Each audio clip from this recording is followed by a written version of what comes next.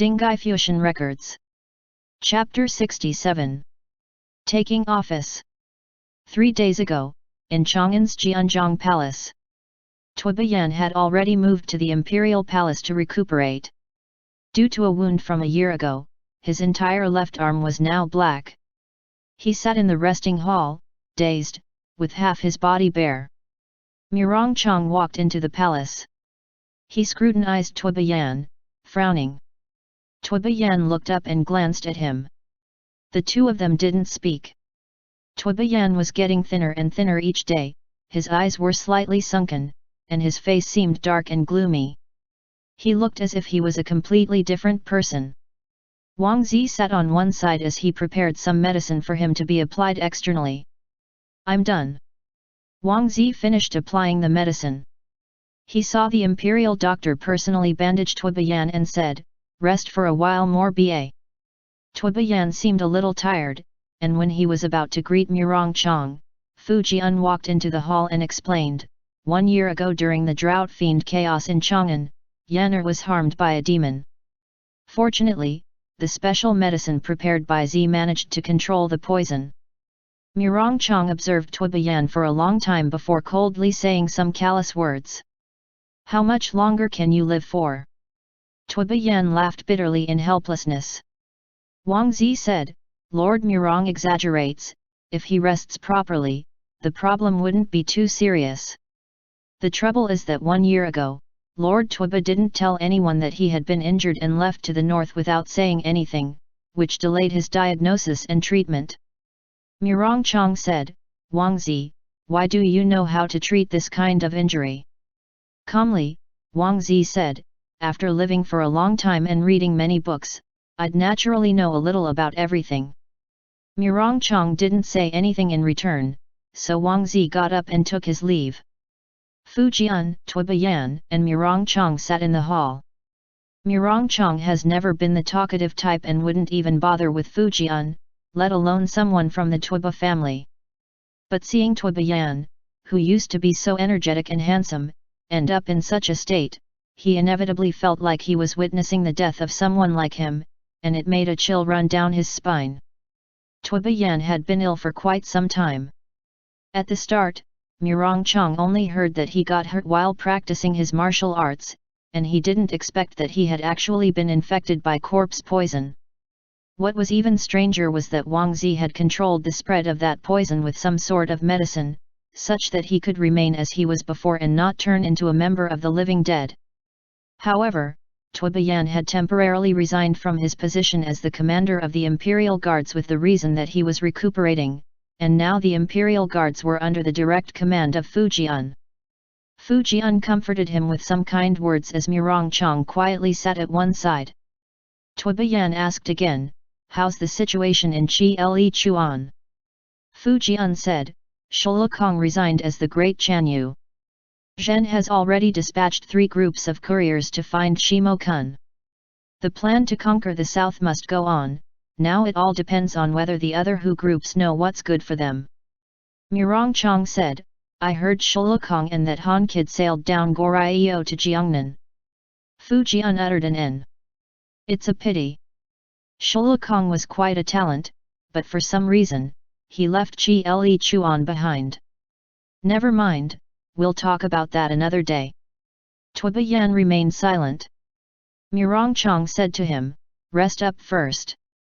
If there's anything you need, send someone out to pass me a letter ba." Tuobayan nodded. Fu Jian said with a smile, "What else is there that he'd want in Zhen's palace?" Murong Chong felt really conflicted when it came to Tuobayan. On the one hand, he had stood up for Xiangshu and Chen Xing without hesitation when they were heading north, which made him quite furious. But on the other hand, Tuobayan had gotten along well with his elder sister, Princess King He. Plus, he was a Xianbei, and in consideration of his sister who had passed, he was still a bit reluctant to declare that they were friends. Moreover, Murong Chong has always felt that Tuobayan was quite pitiful, especially the loneliness in his eyes. Murong Chong understood that gaze at a glance. When he had been brought deep into the palace by Fu Jian, he couldn't help falling into a trance all day. When he stayed in the palace, he had no friends, no family, and could only see the eunuchs and maids who came to deliver food. He was just like a prisoner then. Let Yan arrest Ba. Then Fu Jian said calmly, "Follow me, Chang'er." Murong Chang followed Fu Jian out. They passed by Tei Pond, which was on one side of Shanglin Garden. With both hands on a long railing, Fu Jian looked down at the fishes swimming in the pond. "Zhen often thinks about it these days," Fu Jian said. Murong Chang replied, "I remember Wang Meng reminding you more than once before he died. Hasn't he appeared in your dreams?" Fu Jian smiled helplessly. "It has nothing to do with the southern expedition." "Chang'er, can't you listen to Zhen finish first? What are you thinking about?" Murong Chang's gaze shifted to the pool. Fu Jian turned around, leaning against the railing. As he stared at Murong Chang, he said, "About life and death, about when Zhen will die." Murong Chang was taken aback. He glanced at Fu Jian. For as long as he can remember, Fu Jian had never talked about this before. In fact, he had never even said words like living forever before, and that was why no one thought that Fu Jian would die in the near future. This was the northern monarch, who claimed his achievements were unparalleled, who was in the prime of his life. Even though many people cursed him in secret by saying he'd die one day, the truth was that Fu Jian would only become even stronger, and he'd get stronger day by day, becoming even more invincible than Shulakong, the one with the title of being no one in the world. Murong Chang's gaze changed for just a brief moment before he put his thoughts away. Instead, he said, "Why did your Majesty say that?" Fu Jian looked at Murong Chang with a gaze full of tenderness. He reached out to hold his hand. Murong Chang avoided him instinctively. He had been away from Chang'an for too long, so long that he was about to forget his past memories. It was only when Fu Jian appeared before him when he was reminded that everything that had happened in the past was real. And after being in Luoyang for such a long time, it was difficult for him to return to the role he had been playing in Chang'an. Murong Chang allowed Fu Jian to hold his hand. Fu Jian said, "Life, aging, and death are all predestined by the heavens. All humans will eventually die. After your sister left, Zhen has been thinking a lot. I thought of Wang Meng, I thought of Shula Wen, I thought of all the people who had conquered the north with me." Murong Chang didn't answer. Fu Jian continued, "When I saw Yanner and the drought fiends, Zhen couldn't help but think, what exactly are they?" Murong Chang suddenly became a little wary. His brows furrowed as he remained silent while Fu Jian's big hand rubbed his palm. Fu Jian parted Murong Chang's long fingers and intertwined them with his as he murmured, "After that chaotic fight with the drought fiends, Zi read many ancient texts and told Zhen that the drought fiends did not appear out of thin air, but that their origins date back to a long time ago." "What?" Murong Chang realized something was wrong. He turned his head sideways and looked into Fu Jian's eyes. Fu Jian gazed back and nodded. "Yes, just like the birds and beasts, like the mountains, rocks, and trees, they're all a part of this world. The origin of the so-called drought fiends is actually a mockery of the bitterness of human lives, a mockery of heaven's will, a resistance against death. And so..." Murong Chang frowned. "Your Majesty, what are you trying to say?" Fu Jian said lightly, "Didn't you often ask, who sent you that army in the Longmen Gorge camp?" "Murong Chang." Fu Jian grasped Murong Chang's hand and pulled him along as he went round the corridor on Tei Pond. They walked in silence the whole way and stopped outside Hangong Palace. "I brought Chang'er," Fu Jian said in a deep voice. Murong Chang stopped outside Hangong Palace and suddenly realized a serious problem. His palm was covered in cold sweat. Still, Fu Jian gently pushed the door. The palace door opened, revealing someone sitting prim and proper with their side facing the door. It was Princess King He with a mirror in hand. Murong Chang's breath halted when he saw Princess King He's beautiful face, which was no different from when she was alive. But on closer scrutiny, her pale face and neck were covered with rouge. The only difference from before was that both her eyes had turned turbid and lifeless, yet the moment she looked up, she smiled. Chang'er. Princess King, he said quietly. G. Mirong Chang's voice trembled. Z found records about the drought fiends from the Feng family, Fu Jian started saying slowly. As long as we deal with it properly, the dead can be brought back to life. Zhen also found out that in the past, Feng Tian had taken the wrong path. Mirong Chang's forehead was covered in cold sweat. He stared at Princess King He, his eyes wide open, and at that moment his blood ran cold, as if someone was strangling his throat. At night, after the evening drums finished beating, a carriage left the west of the city and drove east. When its wheels ran over the road, water would splash, and the horses skidded, as if the carriage was driving on a road of oil. In the dark, on the courtyard walls lining both sides of the street, kerosene was quietly dripping down and converged towards the center of the street until the entire road was soaked in oil. Wait, Wang Zi, who was inside the carriage, said. Stop. In all directions, soldiers dressed in black armor stood towering in the street in silence, resembling monsters that had been keeping watch for a long time. I thought you were here to thank me, Wang Zi said. Within a flash all of the guards one by one, from the middle of the street outwards, knocked arrows on their crossbows. With a click, tens of thousands of people who had been lying in ambush revealed themselves, and Mirong Chang walked out of the darkness. What should I thank you for? Mirong Chang said coldly. Thank you for placing hundreds of thousands of the living dead in Luoyang?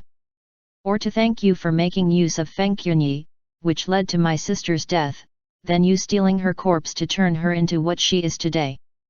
Wang Zi waved the fan in his hand, saying with a carefree smile, Mirong Chang, you're still too young.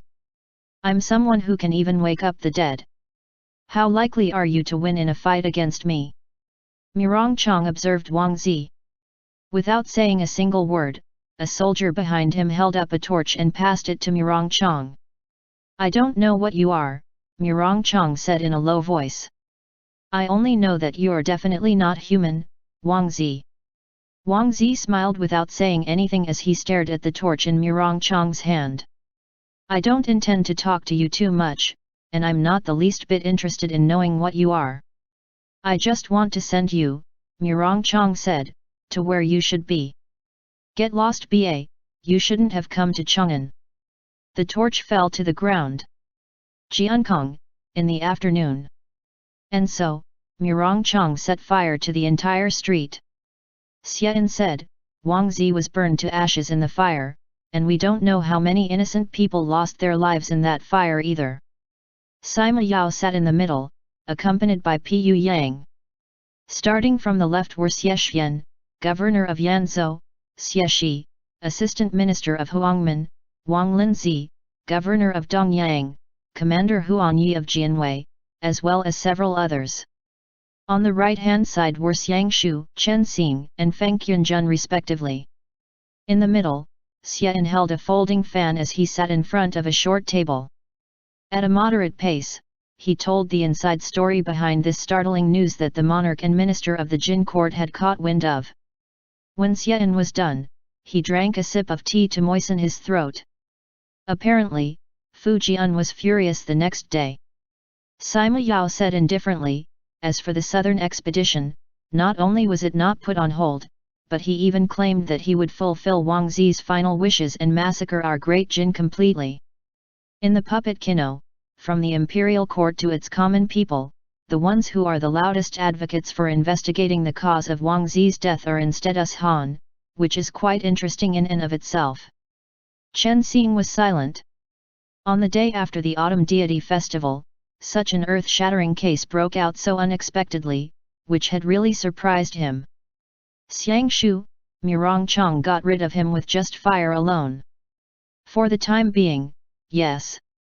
Xian replied. Although she was not capable enough to become a part of the exorcist group, for the past few days, I've heard little Shidi talk a lot about the principles of how the heavens birthed all living creatures. Mirong Chang shouldn't have had any magical artifacts in hand, and he was not accompanied by any experts. He, with his indignation alone, burned Wang Zi to death. As for why the two parties bore such great enmity for each other, it is not known. Princess King He, Chen Xing muttered. It must be because of Princess King He. Xiang Shu frowned slightly. Feng Qunjun said, so he discovered that Wang Zi was the main orchestrator behind everything. Chen Xing said, no. I'm guessing he had found out that Wang Zi resurrected Princess King He by chance. Everyone was stunned in an instant. Chen Xing said to Feng Qunjun, Feng Dage, do you still remember what you heard when you were following the Pingyang army? From that day on, I've always suspected that Shi Hai would resurrect Princess King He one day, either to blackmail or bewitch Fujian. Although the monarch and ministers of Jin had deployed spies to Chang'an, they were limited in what they could do. The intelligence network had fallen apart ever since Feng Qunyi died. What's more, after Du Jian and Murong Chang's secret conversation that day, Murong Chang had ambushed Wang Zi that very same day and burnt Wang Zi to death. In the Qin court, everyone was overly suspicious for a while, with some saying that Fujian had incited Murong Chang to do it, yet it didn't seem like that was the case either. After all, Fujian was the most vocal supporter of the pro-war faction. Xiang Shu finally spoke, how do we deal with the drought fiend camp in the Longmen Gorge of Luoyang? Xian shook his head and held his hands up, expressing that he had no comment. Xie Shi said, in the end, Fujian removed Murong Chang from his military position and ordered him to return to Luoyang alone to think about his mistakes. The palace was quiet for a long time before Xiang Shu said, I don't think Wang Zi died. Supposing he is Shi Hai, it's impossible for him to be burnt to death just like that. Chen Xing glanced at Xiang Shu. I don't think he's dead either. Feng Qunjun, same. But for now, at least, he is missing, Xian said. On the surface, rumors in Chang'an say that Murong Chang didn't hesitate to assassinate the Han minister of the pro-war faction in order to obstruct the southern expedition. As for the inside story, only the ones present know best. Sima Yao smoothed his head of sparse hair, then realized his hairline had already receded quite a fair bit, so he quickly put his hand down again. He looked up to arrange his fringe before saying, if Shi Hai was that formidable, why didn't he kill Murong Chang as well? That would only put him at odds with the Xianbei Murong clan, Xiang Shu said. What Wang Zi wants is for Fujian to assemble troops and fight through the Yangtze River, not for the Qin court to collapse and fall apart. That wouldn't do him any good. If Shi Hai was truly omnipotent, there would have been no need for him to lie in wait for so many years in the Qin court and wait until now to move. He must rely on Fujian's power. The Murong clan wielded immense power in Chang'an, and the only one Wang Zi could rely on was Fujian. They may not be able to eliminate Wang Zi completely, but they could gather enough troops to rebel and leave Chang'an. If Wang Zi's plan was revealed, the already frail state of affairs in Chang'an would fall into pieces, turning Fujian into a loner. How could it be easy for him to find another king who would obey his every word? Xiang Shu's words instantly reminded Chen Xing. Since he had to operate in secrecy next to Fujian for so many years, it could be seen that Shi Hai was not as powerful as they had originally thought. Most importantly, he could not influence everyone through his evil arts. And from that, Chen Xing understood where Xiang Shu's confidence came from. Their enemies were not that invincible after all. Thinking of that, Chen Xing roughly inferred the reason why Wang Zi wanted to capture him to be a sacrificial offering. When the light from the heart lamp illuminated the world, it could influence people's hearts and expel evil. Then what if the heart lamp itself was refined by resentment as well? Would the wielder be able to control people's thoughts at will? What do you guys plan on doing next? Sima Yao asked Chen Xing.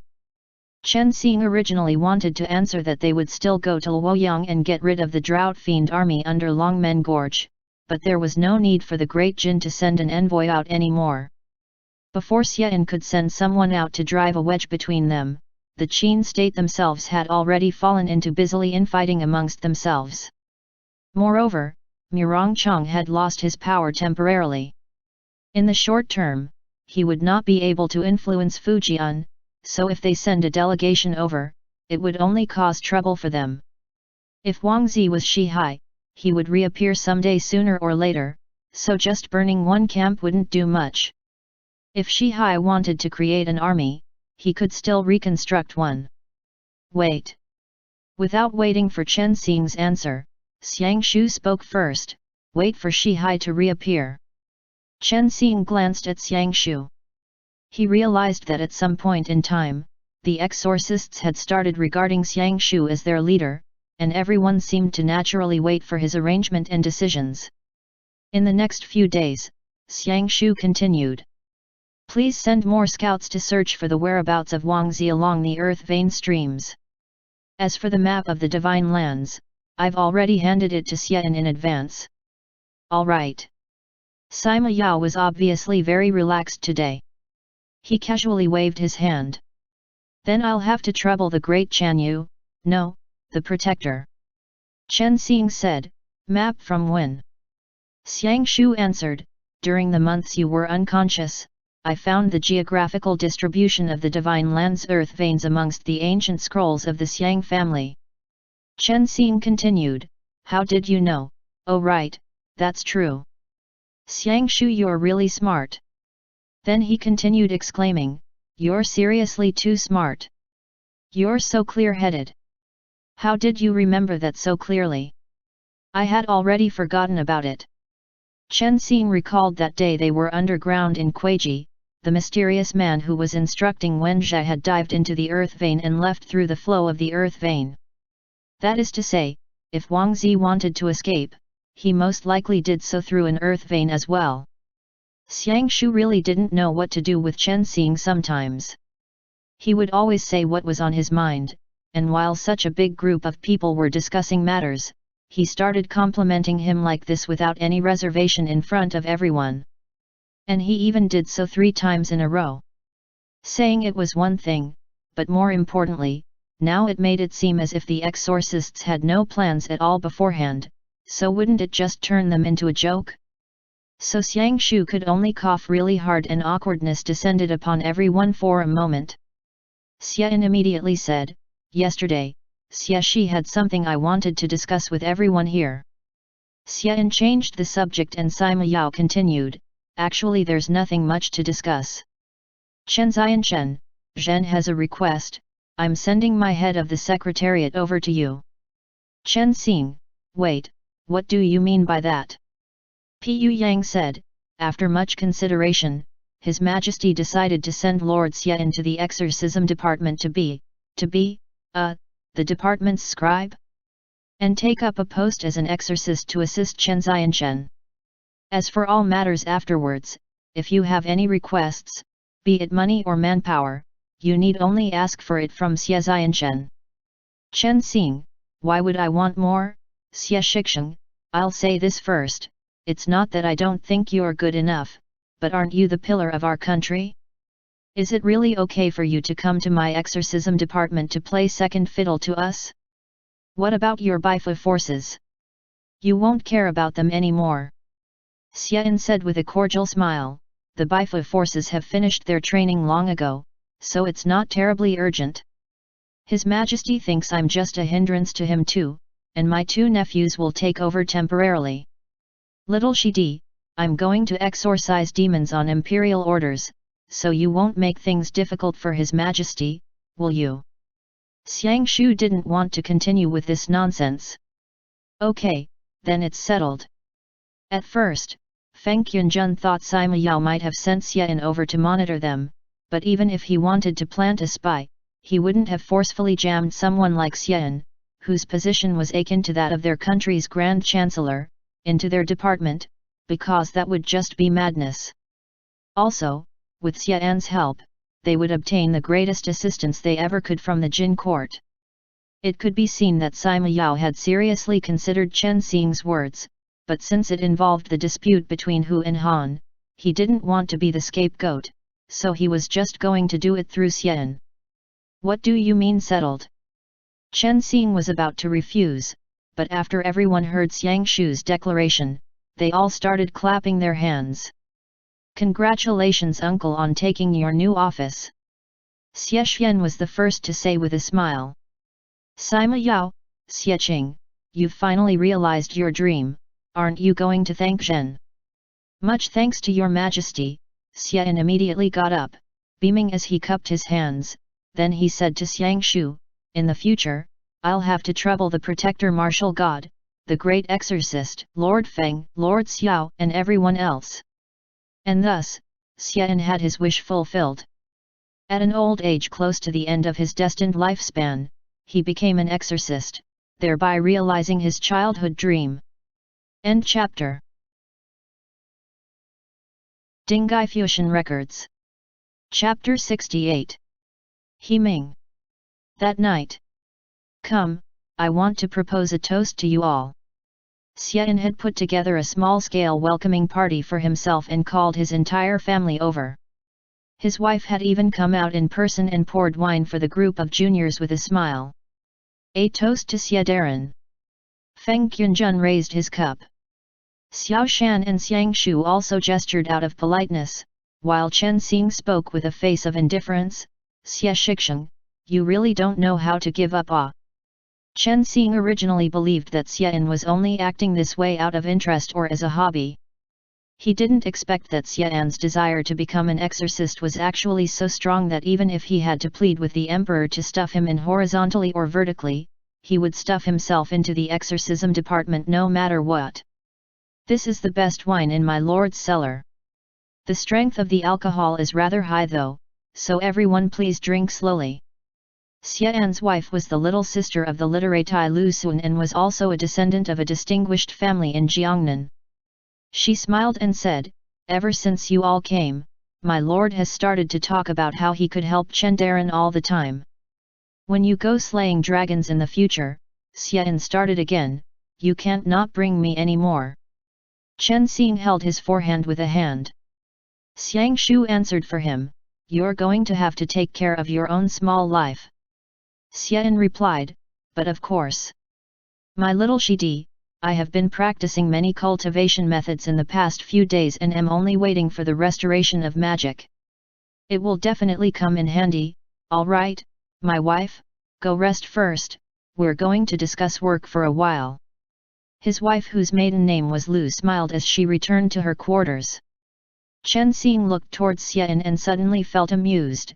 He was already at such an age and held the highest official rank, yet he was actually unable to forget the first dreams of his youth. Thinking about it carefully, he realized that it was actually himself who had become too closed-minded. "Fine." Chen Xing raised his glass and said, "Welcome Xie Shixing. In the future, we'll be in your care. Now you're talking," Xian said as he slapped the table. He then continued to drink with everyone. During the banquet, he not only discussed Shihai, the divine land, the heart lamp, and the Akala blade, but also brought up the big case from 300 years ago. Xian had finally become an exorcist with much difficulty, so now these legendary anecdotes were no longer unrelated to him, but instead close at hand. Now that he could speak freely, he actually became even more enthusiastic, feeling as if the restoration of magic was even more plausible after a few more months. Their prospects never seemed brighter. Did this count as the re-establishment of the exorcism department? Chen Xing thought of how he would pass away in 2 years.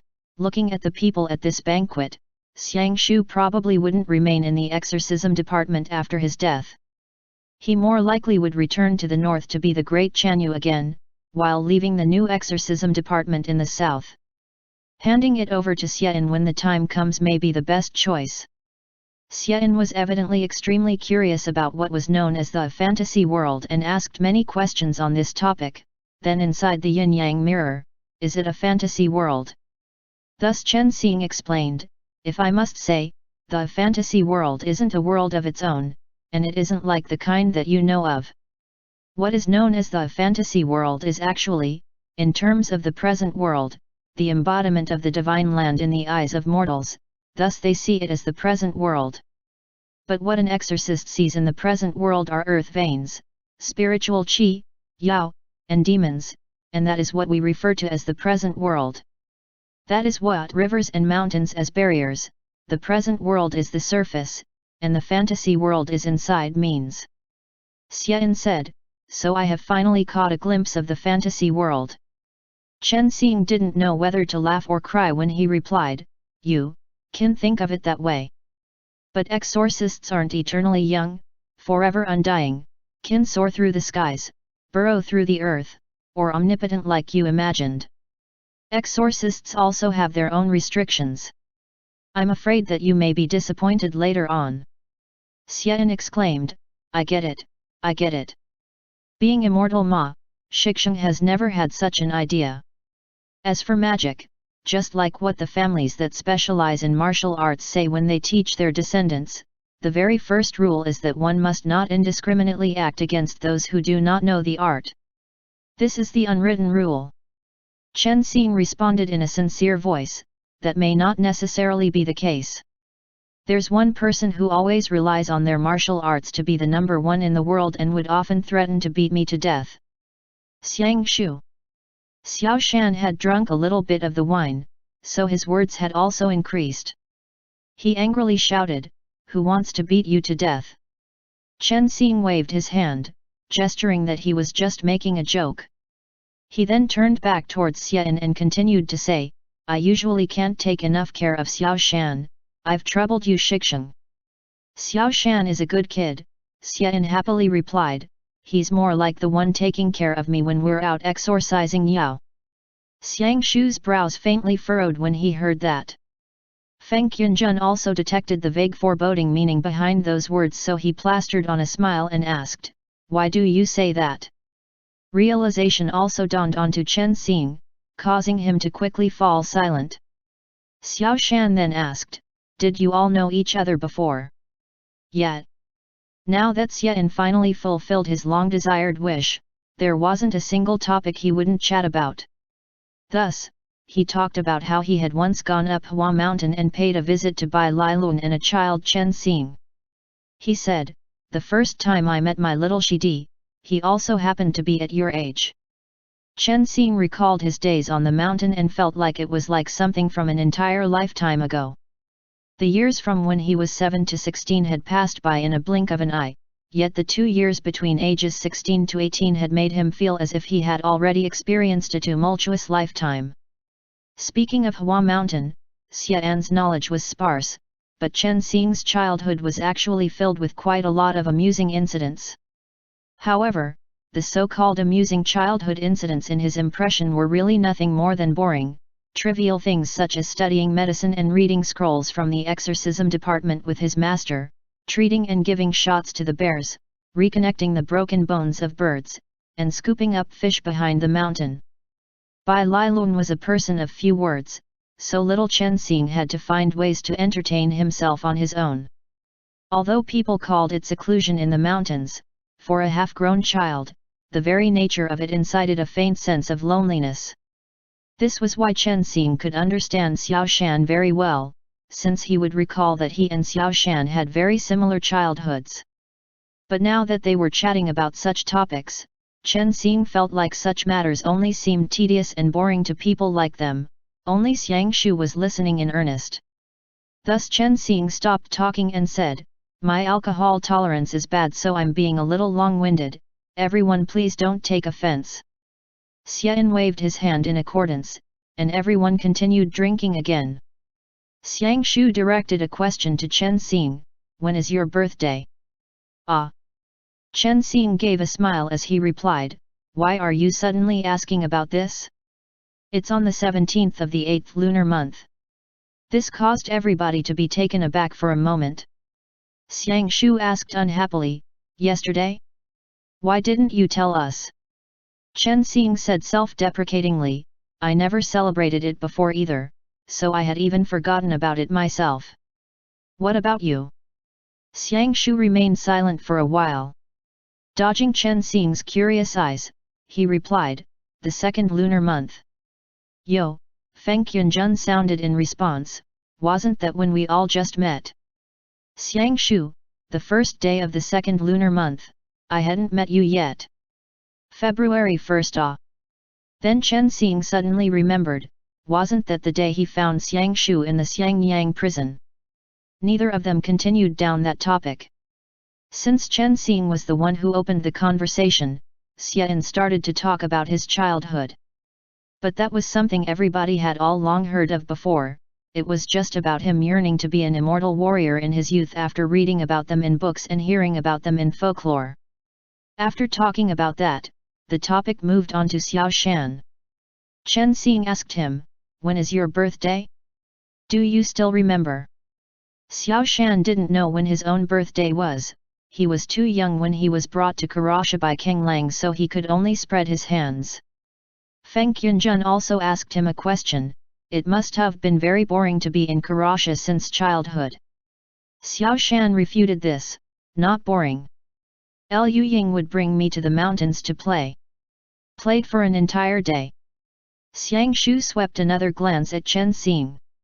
Chen Xing was smiling as he commented, "Then you were much better off than I was. My master's health was very frail, so I was always cooped up at home." Xiao Shan talked about some things regarding Karasha, saying, "There are also earth veins in Karasha. They would glow in the caves, a cave there." Chen Xing pondered for a moment before asking, "Shihai couldn't have gone to hide in Karasha, right? Does Karakoram also have them?" Xiang Shu suddenly asked, "Do you know?" Xiao Shan shook his head with a blank expression. Not long after, everybody swept past this topic as well. Now it was Feng Qianjun's turn. Feng Qianjun talked about the matters from his childhood, including the days he spent with his elder brother and how he acknowledged Iranan as his master and learned his sword techniques from him. At the end, everybody thought of Feng Qianyi, and all sighed in lament. Xian and Feng Qianyi were also old acquaintances, so he couldn't help but remark, "I never would have expected Qianyi actually fall into such a circumstance." So, Feng Qianjun let out a sigh, saying, "I have to avenge my eldest brother. Only after I've avenged him can I let go of this matter and get married to Qing'er with a peace of mind." Worldly matters, Xian couldn't hold back from reminding him, "Wait for no one. Qianjun, I've watched you two brothers grow up. Do what you have to do and just think about the present, don't worry about the future." When Chen Xing heard these words, not only did his heart tremble, but he had also thought of himself, as well as about Xiang Shu. When he turned to look at him, his gaze suddenly held a hint of desolation. Xiang Shu avoided Chen Xing's gaze and took a sip of wine. When it was his turn, he stood up from his seat and said, "I'm going to leave first." Xiang Shu gulped down the remaining wine and stood up without another word, causing everybody to boo a few times. Chen Xing helplessly shook his head, knowing that Xiang Shu was someone who didn't want to talk too much about the past. His past, as if following his leave from Qi Le Chuan, seemed to have been forgotten. Only Chen Xing himself, the only person who was involved, still remembered. Xian motioned for Chen Xing to go check on him, so Chen Xing also took a few more bites before standing up, saying, "I'm also going to sleep, you guys continue drinking." While the wine feast had yet to end, Chen Xing was greeted by the light breeze of the autumn night. Dawdling in the starlight-covered courtyard, he originally had wanted to return to his own room but had involuntarily walked outside of the courtyard where Xiang Shu stayed instead. "Protector, have you gone to sleep yet?" Chen Xing asked. Without waiting for an answer from Xiang Shu who was inside the room, Chen Xing gently pushed open the slightly ajar courtyard gate and walked inside to find that the door to the room was wide open. Inside was Xiang Shu, who was only wearing a pair of knee-length undergarment pants and a pair of leather sandals, leaving his upper body bare. Standing in front of a table, the fair and well-defined muscles on his body were illuminated beneath the lamplight. The contours on his back and shoulders were extremely perfect. He really was the epitome of slim when dressed, muscled when not. "Xiang Shu, you came to the wrong room." Chen Xing replied, "I didn't, I came to check up on you." On the table was an ink-painted map of the Divine Land. On the side were 3 sheets of paper filled with copies made by Xiang Shu. Pressing the papers in place was the shell bracelet they had bought during the autumn deity festival. Xiang Shu had quickly moved the bracelet away the moment Chen Xing entered, but Chen Xing had already caught sight of it, only choosing to not say anything. "Speak for yourself," Chen Xing said with a smile, "You're going to lecture me? Put on your clothes, lest you come down with a cold." He had left halfway through the banquet to look at some maps. One could guess that he had wanted to find the Dinghai pearl. Xiang Shu gave a slight frown and replied in a low voice, "It'll be fine. I just drank some wine, so I wanted to cool off from the alcohol. I'm thinking about the problem regarding the earth veins, as well as the so-called 10,000 spirits array. Are you sure you've heard of it?" During the conversation between Chen Xing and Sima Wei, there was no third person present, but Chen Xing could pretty much remember every sentence spoken at the time. Thus he said, "I'm sure I remembered correctly. Come over and take a look," Xiang Shu said, sweeping a glance at Chen Xing. Chen Xing made his way to his side. Xiang Shu was shirtless, and the skin on his body was scorching hot from drinking strong alcohol. His neck was dusted in a faint red, and when he moved just a little bit closer, that masculine, aggression-filled scent enveloped him, as if he had pulled Chen Xing into the scope of his aura. It caused him to involuntarily blush, his heartbeat to speed up, and his breathing to pause. "Starting from Karasha," Xiang Shu said as he dipped his long and slender finger in a little bit of cinnabar and lightly brushed it on the northernmost point of the map, "this is what I figured out from Xiao Shan's words. Is this where the earth veins node is?" Chen Xing also realized this, but with a half-naked beautiful man standing beside him, he was constantly distracted without fail. Especially recently, he didn't know why, but he was growing more and more aware of Xiang Shu's charms. He left no room for him to think of anything else. The more he looked at him, the more he liked what he saw, the more he watched him, the more his heart started to race. He couldn't help turning his head to sneak a glance at him, but Xiang Shu also happened to be turning his head to look at him. They were so close to each other that they could feel the other person's breath intertwining with their own. Xiang Shu's breath carried the fragrant floral scent of wine, prompting Chen Xing's heartbeat to once again wildly speed up. Xiang Shu turned his head back in a very stiff manner but did not distance himself from Chen Xing. He only remained in his original position, saying, "Yes. Then if we look at Karakoram, if there are also earth veins there. I've decided to write a letter and have Xian send it to Shi Mokan, asking him to help us investigate the undergrounds of Karakoram."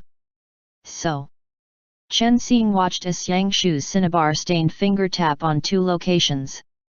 If we include Jiankong and Kuiji, Xiang Shu then marked a 3rd location, Jiangnan. Chen Xing scrutinized him with a tilt of his head and remarked, "That's 3. You've read quite a lot of ancient books to know about the earth veins so clearly." "This was my mother's family's field of study," Xiang Shu responded, "it's nothing strange. Now looking at where the drought fiends have appeared, the next place is Chi Le Chuan. There were already 3 points north outside the Great Wall. Following that is Chang'an." Xiang Shu marked the central Shaanxi area with the cinnabar, as well as Xiangyang to the south.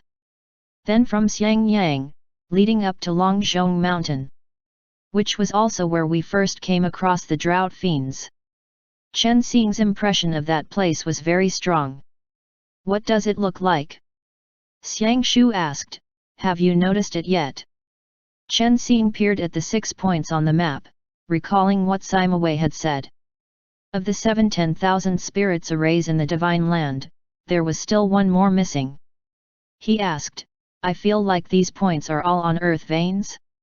What about the 7th one?" Xiang Shu finally pointed out the 7th point in Luoyang, and asked, "How about now?" Chen Xing scrutinized it for a while. Xiang Shu had connected all these points from the north to the south, turning them into a curved line that passed through Karasha, Karakoram, and the Yin Mountains in Chi Le Chuan. Then after connecting it to Luoyang and the Central Plains, a square had appeared. The 4 cities of the Central Plains, Chang'an, Xiangyang, Jiankong, and Luoyang have all become the body of a ladle. The three locations in the north had become a ladle handle. The Big Dipper! Chen Xing cried in shock.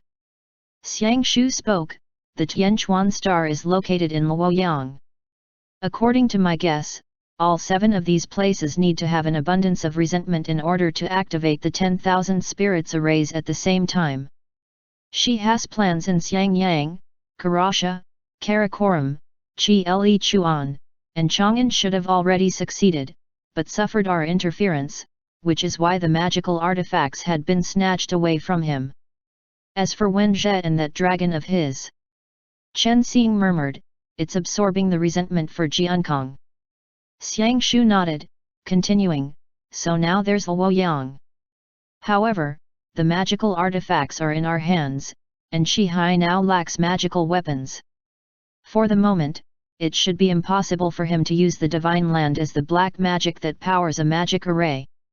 When Chen Xing first started, he had always thought that the 10,000 spirits arrays were 7 magic arrays, but he had never found the actual formations before. However, now that he looked at it, perhaps there were never any formations. Or perhaps the Big Dipper formed by the course of the earth veins on the divine land was a formation in itself. In other words, Dinghai had originally wanted to make use of the Drought Fiend Kings, by having them disperse to these locations, wait for Fujian to direct his army to the south, and then finally resurrect the devil god Chu amidst a final, large-scale sacrifice. I'm going to Nanping Mountain tomorrow. Xiang Shu said, it's late now, so go back and rest ba. Chen Xing made an N sound in response.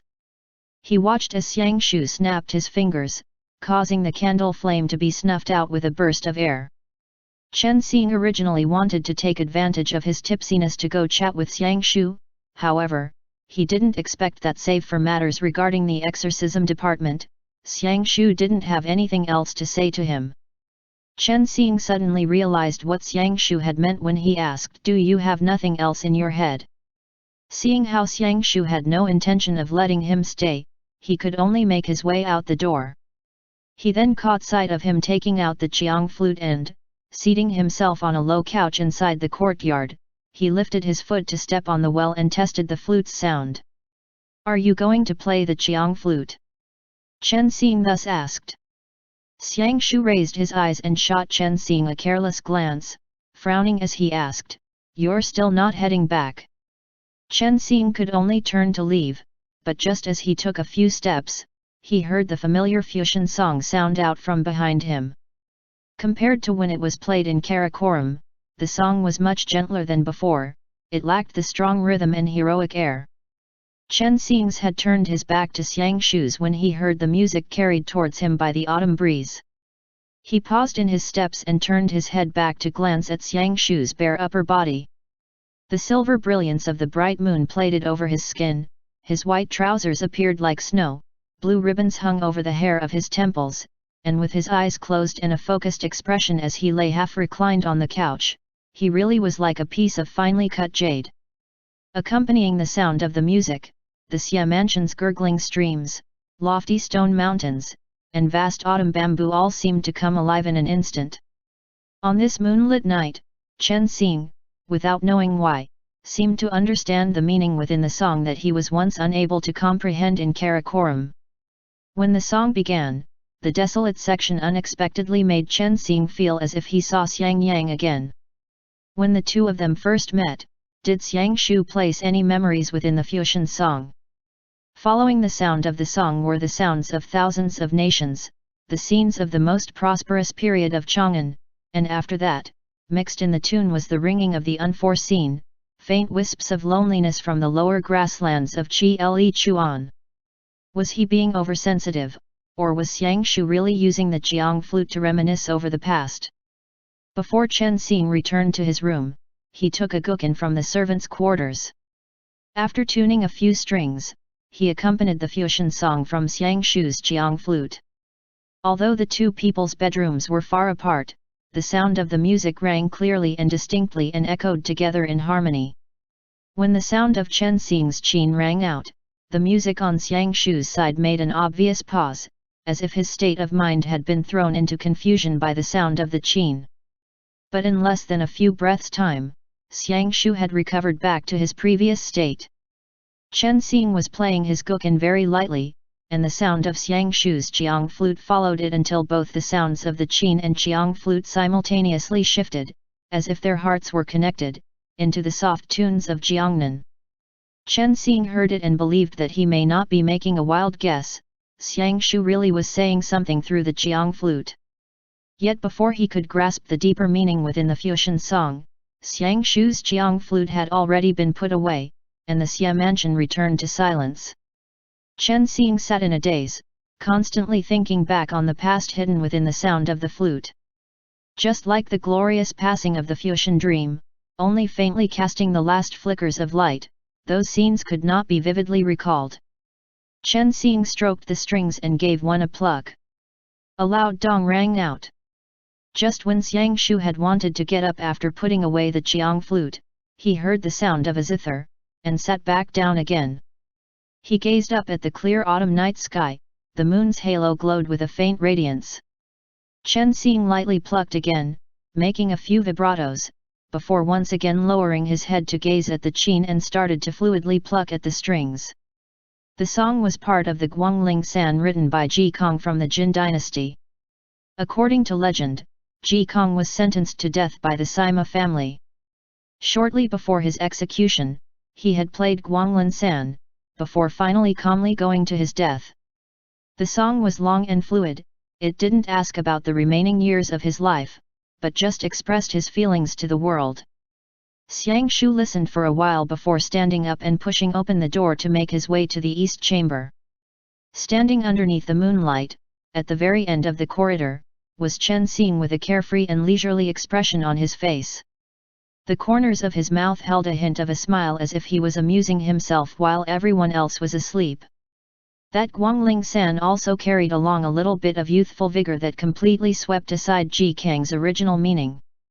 Chen Xing had learned the art of the qin in his home since young, yet he rarely played it. His master had once told him a melody can sell out one's heart. Now that he thinks about it, he finally understood what that sentence had meant. In the end, Xiang Shu kept the doors to his courtyard and room wide open and sighed, before heading back to his room and lying down. Wrapped around his index finger was that red string. He lifted it up and stared fixedly at it until the sound of the qin gradually ceased. When the sound of a door closing sounded from somewhere not far away, Xiang Shu gave a casual toss of his hand, and the bracelet landed on top of the table, creating a soft thump. End chapter.